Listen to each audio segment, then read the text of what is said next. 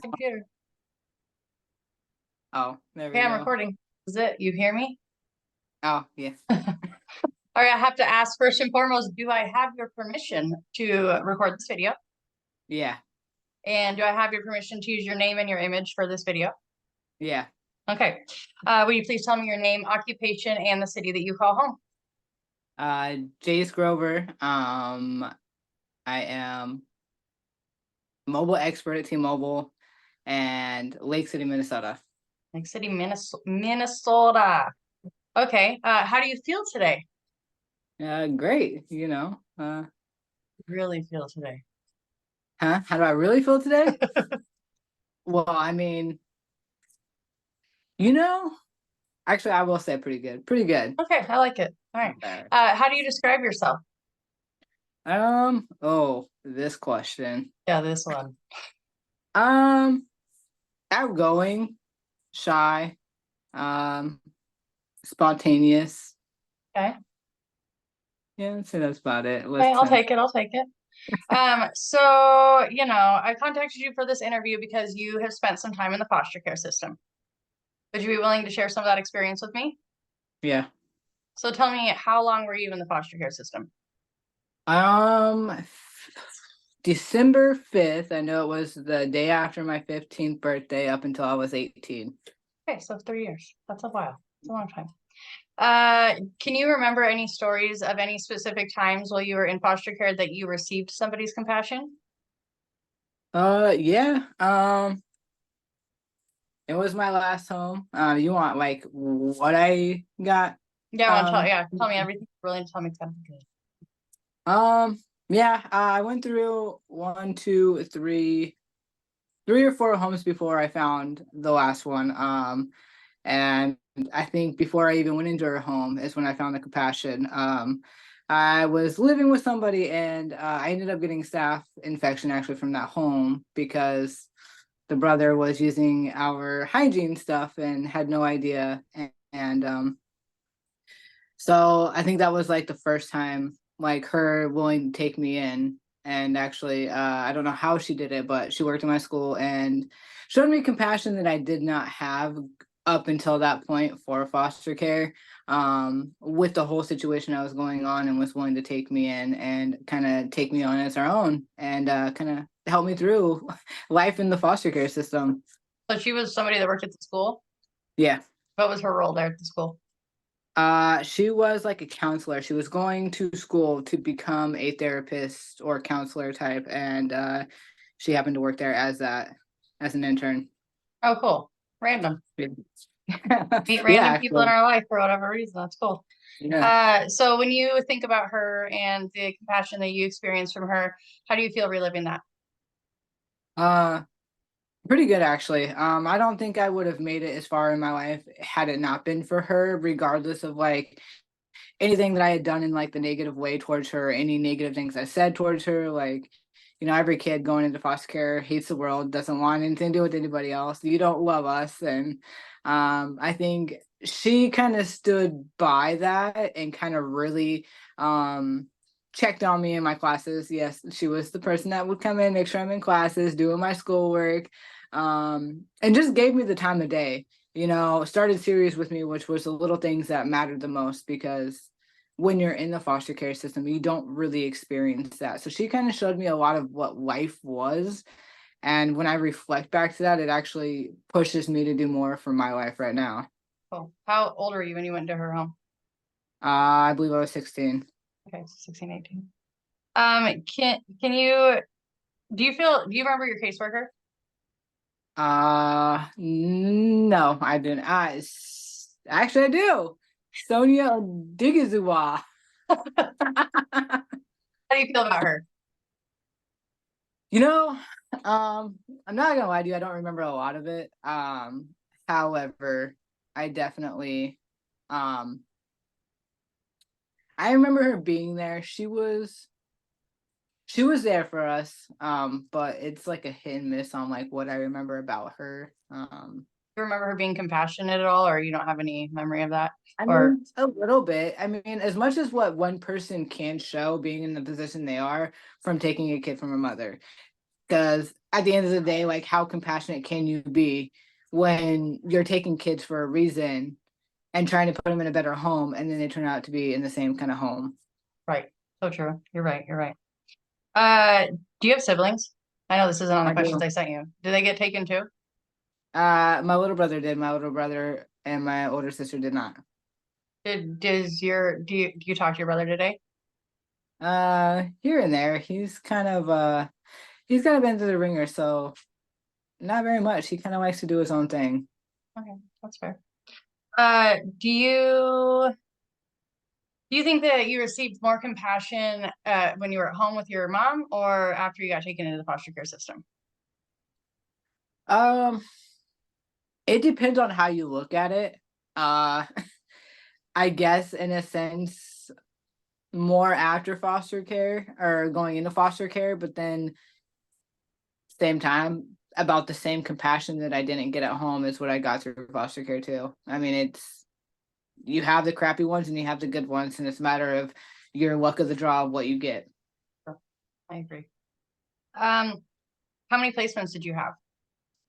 About 3 or 4. Okay. Can you tell me a bit about the placement? You already kind of gone over this, but the placement that you found most compassionate.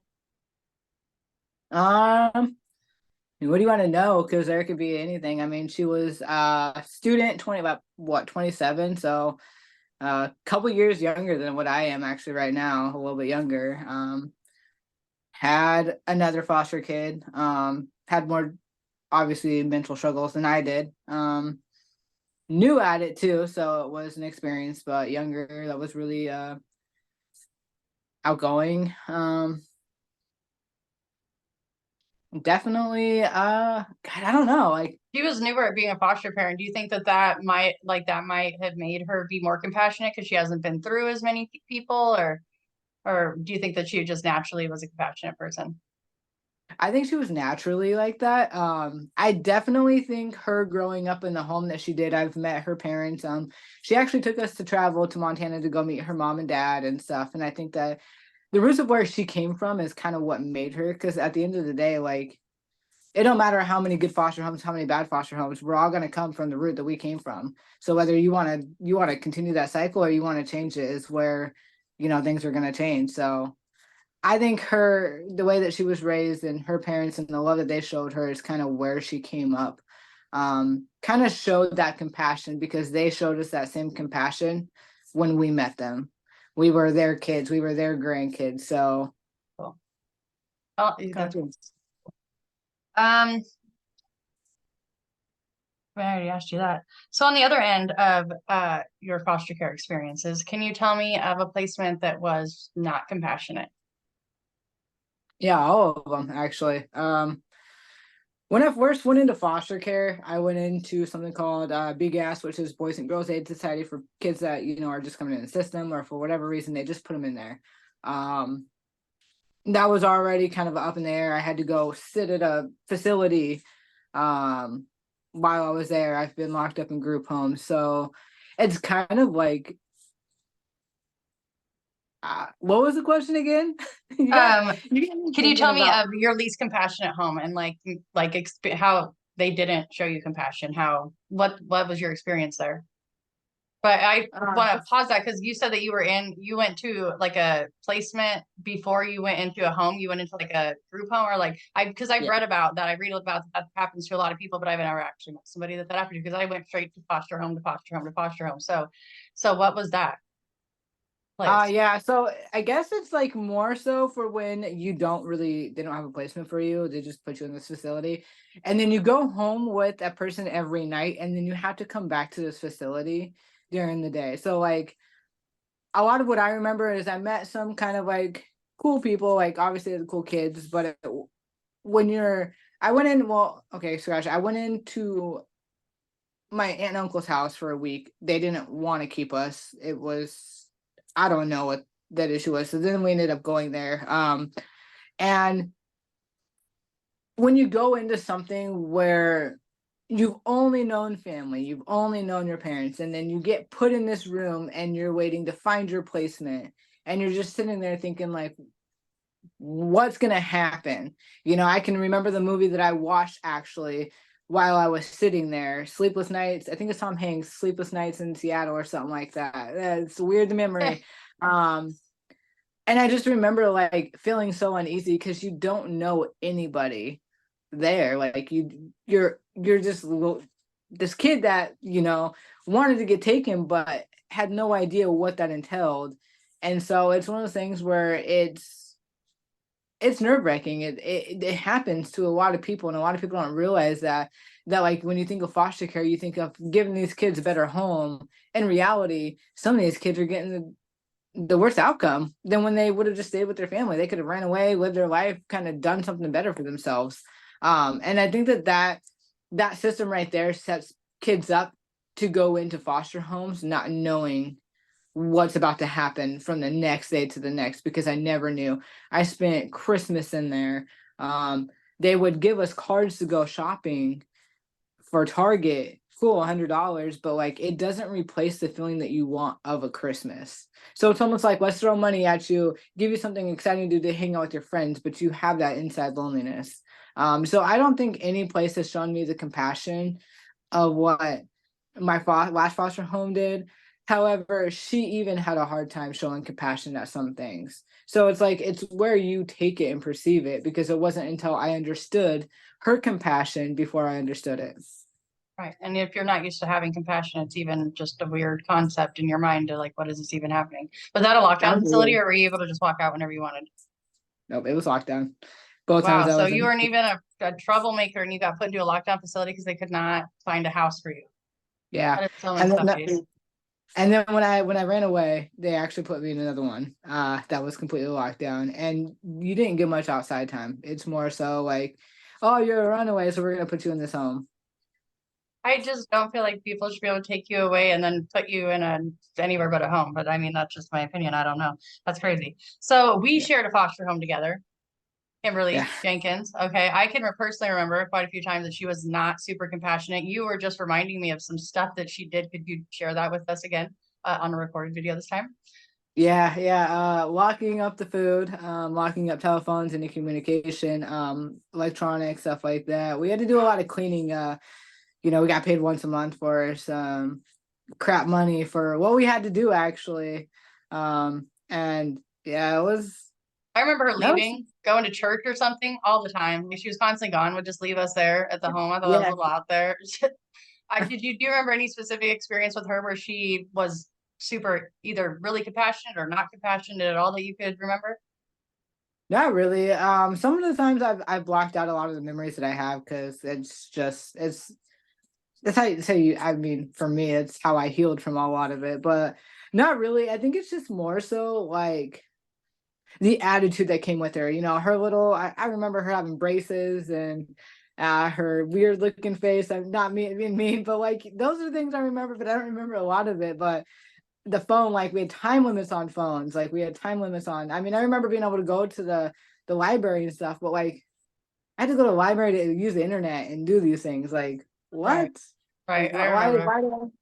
So it's one of those things where I don't really see a lot of compassion with her. It was honestly, I felt like money signs to her because Yeah, I in think so reality, too. you guys get paid for us to be there, and at the end of the day, like it's I think it was $70 at the end of the month to yeah, yeah, exactly. yeah, And lock up the food. That was out there. I remember running away with you, and then coming back and trying to come back home. She had alarms on all the doors. Oh my gosh, I totally remember. So any door, any window, she had like an alarm on, I remember. But we ran away maybe while she wasn't there, and then we tried to come back and she was just like, nope. You're not, it was the middle of the night too. And she was like, nope, you guys aren't coming oh back my in here. And I'm like, we're in downtown Portland. Like, what do we do? And she's like, bye. Here's your stuff in a black trash bag. Like she was out there. She I probably shouldn't have. forgot about that. Oh my God. Yeah, that shows you how ruthless a lot of people are. It's funny that you say the alarms because now that you just got me going like this whole foster care, like I've locked down all of it. But one of them had bars on the windows to where we couldn't get out and sneak out. And then she had like those like really tough screen doors that are metal and then they lock. Yeah, we had one of those too. It's weird to me because these people are not supposed to imprison us. Like we're actually supposed to be, shown home, and that's just totally the opposite of what you're describing. It is not compassion, Jace. That is not compassion. Okay, so you're a parent. Do you think that your past plays a role in how you parent today? Absolutely. I got a little bit of a mix. Well, obviously in foster care, my dad wasn't around, so I don't really know how to be the role model dad. That's just facts. Like, you grew up without a father. How do you be a father without seeing a father? You see your mom doing both roles. Um, but then I got my mom's side, the stuff I went through with my mom, so obviously there's some flaws there. But then I have my foster mom side. And I noticed a lot of her in me, actually, as a parent. She was never scared to call me on my crap, dude. That's it. She called me out every time. I mean, I'm sick from school. Okay, well, I better be running a fever. I better be not. I better be throwing up. I better be doing something that's actually sick. Oh, I'm going around lying to people about who I am. Oh, you're gonna get yourself killed that way, because it almost happened. So it's one of those things where it's it's a bittersweet quality that I have because it can go all of those into one. It can go one of those into one. So it definitely plays a big role in how I parent, and I try to remember how my foster mom was with me because that's damn near the only parent that I had that was positive. So I definitely think that a lot of it does play a role in how I parent today. I got a lot of trauma, so it really plays a big part because at the end of the day, like it happens. Like everybody goes through it, everybody's human. So it definitely it reminds me of what I don't want my daughter to go through. But at the end of the day, if you want to play around and find out, then you're going to play around and find out, and it's not going to be pretty. And I can give you that experience. Do you think that it like do you consider yourself a compassionate parent? Yes and no. That's a hard one because I can be compassionate to a point, but then there's a point where you can't. But I've also honestly never learned compassion up until really actually meeting my wife. My wife has taught me a lot about compassion, a lot about love, a lot about moving past things and trying to actually live. So um do I have compassion? Yes. Do I show it when I should? No.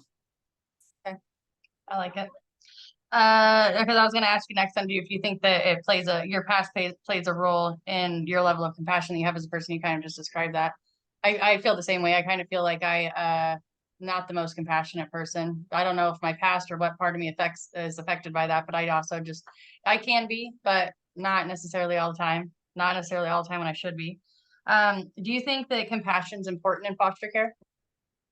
Absolutely. If you walk around excuse my language, like your shit don't stink. Sorry, I had to say it in a way like that. Um, you're gonna teach these kids to grow up thinking the same thing. You can't if foster care doesn't show compassion, you might as well just leave them with their kids because they're already not getting that compassion. What are you doing differently?